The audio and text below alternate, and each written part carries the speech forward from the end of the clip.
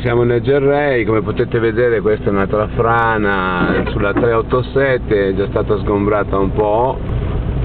Purtroppo la situazione è abbastanza seria.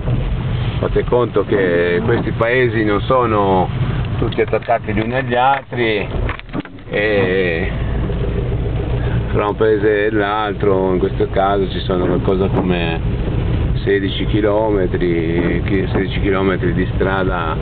Come potete vedere il ruscello lassù è pieno e guardate, comunque dei crolli continui sono un po' dappertutto.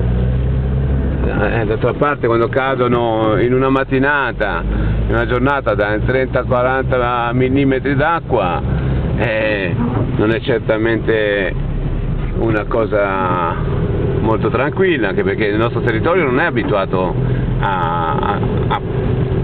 appunto a temporali di questo genere, cioè una terra dove normalmente tutta quell'acqua la faceva forse in un anno o anche meno di quest'acqua che è venuta giù oggi qui nel sud ovest della Sardegna, perciò verso la zona orientale del sud orientale della Sardegna, il Gerrei.